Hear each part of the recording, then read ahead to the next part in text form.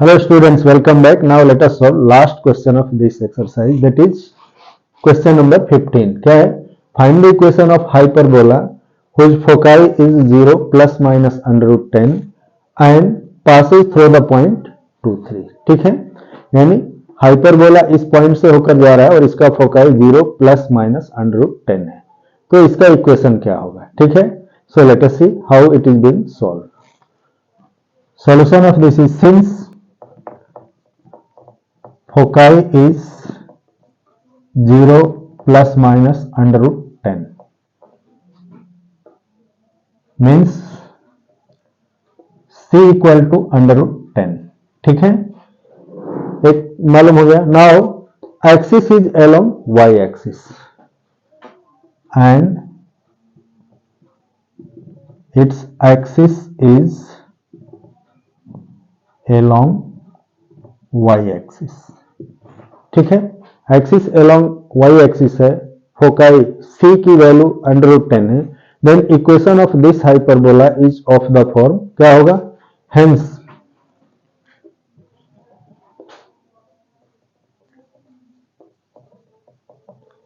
Equation of hyperbola is y square by a square minus x square by b square equal to 1. This hyperbola will be of this form. ठीक है, अब इसे हम equation 1 ले लिए. Now since point 2 3 lies on this hyperbola means coordinate of point will satisfy this equation 1. So since point 2 3 lies on this hyperbola, hence it will satisfy equation 1. ठीक है, ये इक्वेशन 1 को सेटिस्फाई करेगा. दैट मीन्स क्या होगा? Here y square means 3 square by A square minus 2 square by B square equal to 1. ठीक है, और same can be written as 9 upon A square minus 4 upon B square equal to 1. Let us consider this one as equation 2. इसे हमने equation 2 ले लिया. ठीक है, now since we know that value of C square is equal to A square plus b square, so since c square equal to a square plus b square implies that b square equal to कितना हो जाएगा? c square minus a square. Now value of c is known. Here c is under root 10 है, so value of c square will be equal to 10 or b square will be equal to 10 minus a square. Let us consider this one as equation 3. यहां पर 10 कहां से आया? Since here we can refer as since c equal to under root 10 है. ठीक है, यहां हमने ऑलरेडी मेंशन कर रखा है, बट यहां भी मेंशन कर दिया.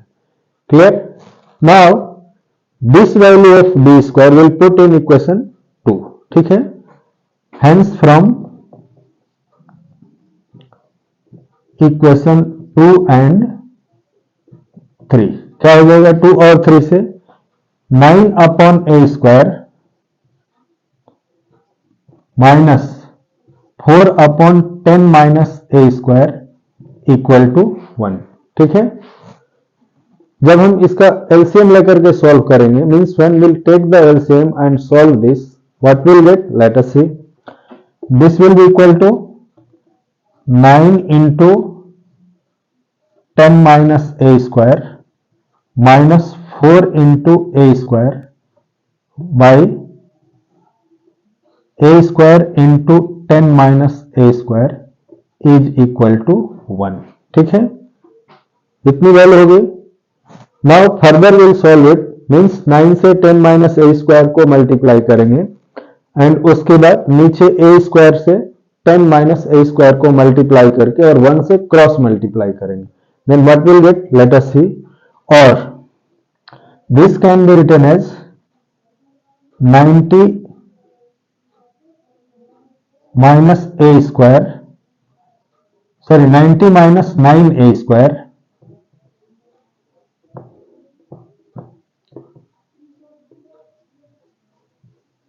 Minus 4a square equal to here 10a square minus a to the power 4। अब हम इन सबको एक तरफ ला करके और ऐड करेंगे तो क्या होगा, ये a square a to the power 4 left side आके क्या हो जाएगा, plus a to the power 4 minus this is 9 प्लस 4 13 और minus 10 minus 23 a square plus 90 equal to 0। Now this equation is in the form of quadratic equation. Once we will take a square as some other number like x, ठीक है। so this will be x square, suppose a square को हमने x ले लिया, then this will be x square minus 23x plus 90, ठीक है। और directly we can take variable as a square, then also we can solve it, ठीक है। कैसे करेंगे, so हम यहाँ directly a square को ही variable लेते हैं। So this can be written as a square whole square minus 23a square plus 90 equal to 0. Now here 90 into a square whole square will be equal to 90 a to the power 4. Now middle term को हम split करेंगे in such a way that sum क्या हो minus 23a square and product is 90 a to the power 4. So कैसे होगा, this can be written as a square whole square minus 18a square minus 5a square plus 90 equal to 0. Now इन दोनों में क्या common है, a square, so here a square minus 18 minus 5 into a square minus 18 equal to 0. Now इन दोनों में a square minus 18 common है, so further ये क्या हो जाएगा, और a square minus 18 into a square minus 5 equal to 0। So here क्या हो जाएगा, ये सभी और हैं, so either a square minus 18 equal to 0 और a square minus 5 equal to 0। This implies that a square equal to 18 or a square equal to 5. So here we got two values of a square, that is 18 and 5. But we know that in hyperbola c square is always greater than a square and b square, ठीक है। c square की जो value होती है वो a square और b square से हमेशा ज्यादा होती है। So here c की वैल्यू क्या है, अंडर रूट 10 है, so c square will be equal to 10. Now if you take 10 greater than 18, that is not possible, means we cannot take a square as 18 because जब हम a square को 18 लेंगे तो ये value c square equal to 10 से बड़ी है। But parabola का डेफिनेशन ये कहता है कि c की वैल्यू a की वैल्यू से बड़ी होगी। सो हियर दिस कंट्राडिक्ट्स, मतलब यहाँ ये सेटिस्फाई नहीं होता है, means will not take a square as 18, so left with a square equal to 5, means a square की वैल्यू क्या होगी, 5 होगी, ठीक है। Now since c is greater than a, that means this imply that c square is greater than a square, ठीक है। So a square equal to a square cannot be equal to 18, hence a square equal to 18 will not satisfy the condition of hyperbola। ये hyperbola के condition को satisfy नहीं करेगा क्योंकि hyperbola में c की वैल्यू हमेशा a और हाइपरबोला में c की वैल्यू a और b से बड़ी होती है। सो हेंस क्या मिलेगा, hence a square equal to 5, ठीक है।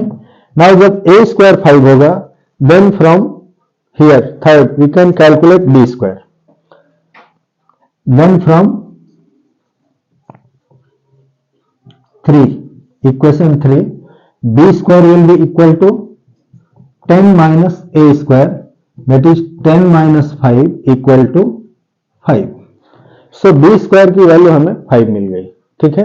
a स्क्वायर की भी वैल्यू 5 है, hence required equation of hyperbola is, so इसको हम यहां कर लेते हैं, स्पेस नहीं है, hence required equation of hyperbola is क्या होगा, y square by a square means 5 minus x square by a square, this is also 5 equal to 1. So this is the required equation of hyperbola in this case, ठीक है। तो note करो, important question है, थोड़ा सा लंबा भी है और लास्ट क्वेश्चन भी है। तो सॉल्व हो गया, लास्ट सॉल्व हो गया, मीन सारे सॉल्व हो गए। तो मिलते हैं नेक्स्ट वीडियो में। Okay bye.